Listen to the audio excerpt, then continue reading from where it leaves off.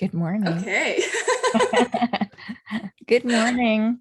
Good morning. How are you doing? I'm good. How are you? I'm okay. I missed you last week. I'm sorry. Yeah. I'm sorry I had to be on pause, but I'm glad that we're here to pick it up. Yeah. So what But is on your mind today?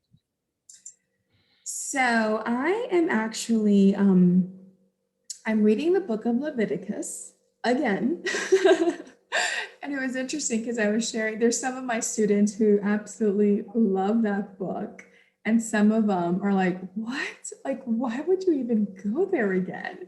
Like, that's just one of those books that you read to read and get it off that list, like circle it up. But, um, Cynthia, I was sitting just last night and just thinking about like what we can talk about today. I kept thinking to myself, what's going to happen when I sit with Rio or when Scott sits with Rio, whomever, probably me, just because I want to incorporate it into our lessons.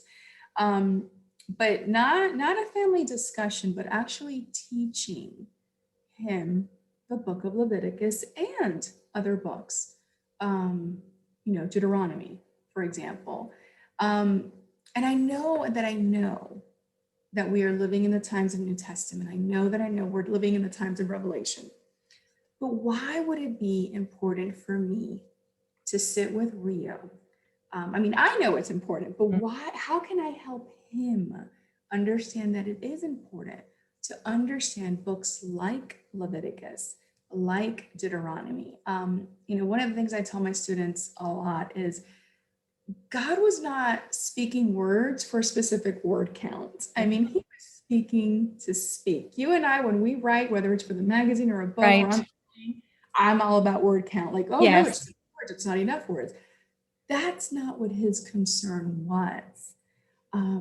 So how do I and how do I teach my child?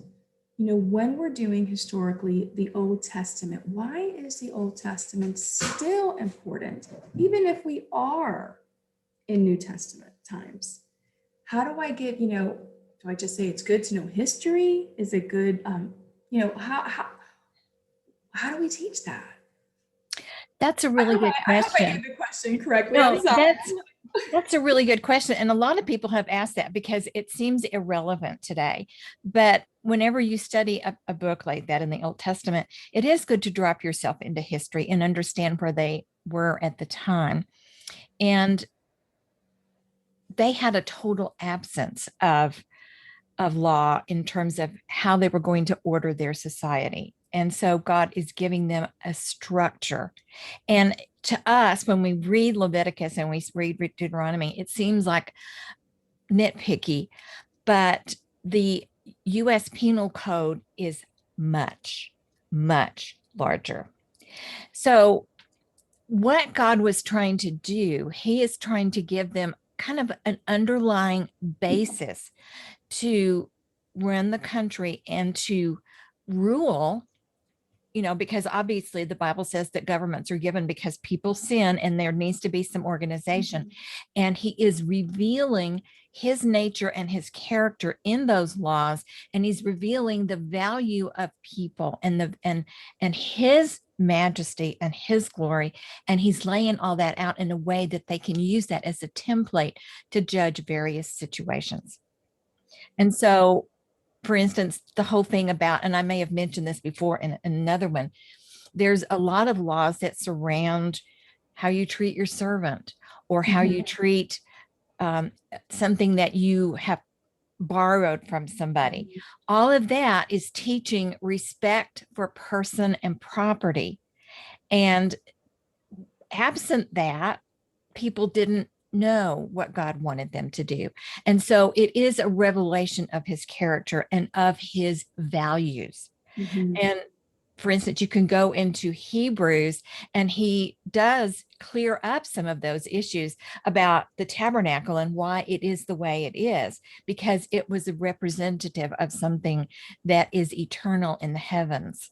And you have to understand too, like C.S. Lewis said, that we are talking about the spiritual realm, which is a little different than the physical realm. It's sort of like trying to explain to your dog what the telephone is or what a microphone is, they're not going to get it entirely. Right. So he is trying to make it very concrete to reveal something about his character and who he is and give us guidelines for how to structure your government so that people are respected and their property is respected, and revealing who he is and the majesty of himself. So that's the reason for it. And if you see it in that grid, it makes a lot more sense. Now, there's a lot of symbolism and that sort of thing, which Right. would be also, you have some of that in Revelation, but that is to be studied and understood. Now, your children are not going to get that in the same way that an adult has, or will. But it's good to understand that that is what his purpose is, to give you a guideline for how you structure a government that is fair and just, because we all have a sense of justice. For instance, if I broke the law, the speed limit, and they put me in jail for 10 years because I went 5 miles over the speed limit, you would go, that is so unjust. But if I got a ticket and I had to pay the ticket and it was over with, that's just. You see what I mean? It's the laws are appropriate for the crime. And that's what he was trying to show them in that. It's a picture of how he functions. And again, and people say, well, a sin is a sin is a sin. And that is true. But when it comes to justice, there is appropriate justice for more serious crimes and lesser justice for less serious crimes. And that's what he's trying to lay out for them. And so that will make sense when you look at that Old Testament stuff in the light of who God is. I love that well, thank you. I'm like, instead of me talking so much, wait, thank you. Yeah, I was speaking to one of Radio's previous teachers, Cindy Lassiter, who, she rocks my world with her just her boldness and that hunger that she has for the Lord. And I just, as you were speaking, I'm reminded of some of the words that she has shared with me and just told me straight out, we're not going to dumb down the Bible for our children. We're not going to use watercolors. No, we're not going to dumb it down. No, but there are symbolic things in there too. Right. And that's, so I don't want to be a mom, and I don't want my colleagues and my friends and my family members to be parents of like, well, yeah, you shouldn't be really reading this part because you're not going to get it. Like I said, God is not a God of word count. If you put that in there, I think our children should be reading it too. But maturity does make a difference. It's like peeling an onion. There continues to be layers, so that even as an adult, I will see things that I didn't see before. And part of it is my life experience. When I go through different things, then I see the Bible in a different way than I did before. And so I think maturity does play into it. You can teach it, but they will probably understand it differently the older they get. Most definitely. And I 100% agree with you. But I strongly believe, and again, I want you to tell me what you believe. Do we just say, don't read that right now? Don't focus on it because it's too gory, or it's too, It's God showing how to be fair. And if you think about it, when you were in school, kids do have a really strong sense of fairness from the very beginning. It's inborn. And you can talk to them about how God is teaching that in this portion of the Bible. And he's also teaching who he is as well, with some of the things that are in there. And I would have to have the passages open to be able to show you the difference. But if you approach it that way and look at it that way, it really does help you to understand so that you can give them lessons from it, because you're not just doing it in a sterile environment and saying, here's what God said. You're going to do it in such a way that there is a lesson for them in the life that they live.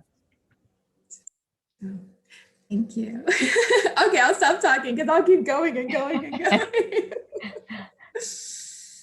I just want to keep learning. So Yeah. one of I need to just get a sign in my house and say, we are a family of forever learners, you know, You because should be. I'm forever learning too. I want to keep learning, yeah, and we get to heaven, we're going to learn even more. And I just love the thought of talking to Jesus about things that have happened in my own life and working through some of the experiences I've had with his eternal perspective. yeah. So yeah, continue learning. That's a great thing. And I do know, and as a good friend reminded me the other day, we can keep learning, Yes. but we're never going to know everything. And there's things that he keeps away from us for a reason. For now. Yeah, for now. I mean, Exactly. oh, behold the wisdom and knowledge of the Lord who created the entire world. How can we ever come No, to be remember equal with his everything. mind? Our minds are a little bit too small sometimes, but That's my we bit. can continue to learn the longer we live. And I think that's the process of sanctification. I finally understand it now as I've watched my own life. I finally understand what that means. So, all right. That's it. I promise. I'm not talking anymore. Everyone's like, "Phew, she's Yes. done. I'm over it." Thank you. I enjoyed it. I'll see you next week. Okay, Bye. bye.